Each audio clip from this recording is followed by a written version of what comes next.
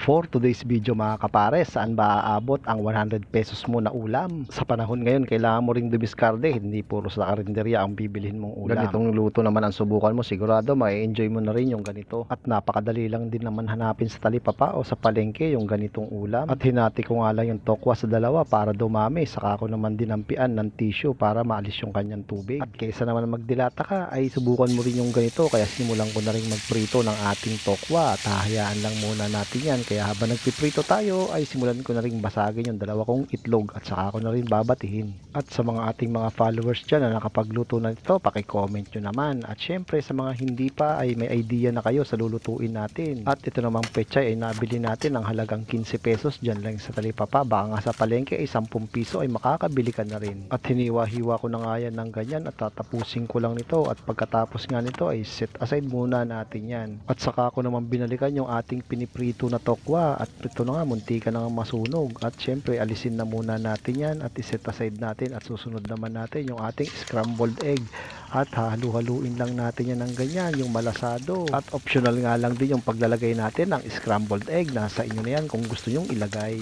At ganito nga kamalasado yung gusto ko kaya iset aside na natin yan, baka ma-overcook.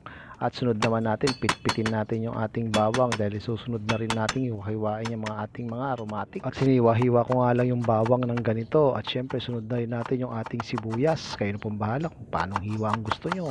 At matapos nga natin hiwa-hiwain yung ating bawang at sibuyas, ito naman set aside natin yan dahil susunod na rin natin yung ating kamatis na 2 piraso. At syempre set aside natin matapos yan. At sunod na rin natin yung ating tokwa. Hiwa-hiwain natin yan ayon sa gusto nyong hiwa. At ito na nga lang talaga yung nating maisasahog sa mga lutuin natin na isama ko na nga riyan sa tokwat baboy. Nakapag tofu sisig na rin ako, pati tofu square nagamit ko na rin yan. Kaya ang dami talaga nating pwedeng lutuin dito sa tokwa. Kaya nga matapos nating hiwa-hiwain lahat ng ating tokwa ay simulan ko na rin maggisa ng ating bawang.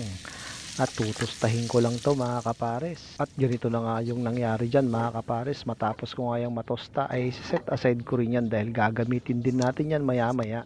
At kanya-kanya na nga lang diskarte ng pagluluto para naman makamura din tayo kahit paminsan-minsan. At ito na nga, naggisa na nga tayo ng ating sibuyas.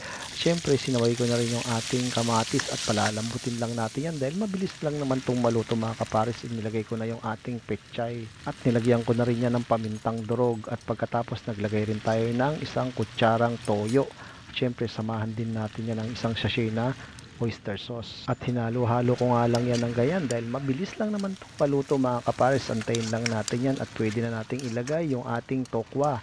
At halu-haluin lang natin yan dahil luto na rin naman yan tokwa ay susunod na rin natin yung ating pangpinali na yung niluto natin kaninang scrambled egg. Ayan, tignan nyo naman mga kapares at samahan natin yung tinusta natin na bawang. Ayan, my goodness, luto na naman yan mga kapares. Mangantayon.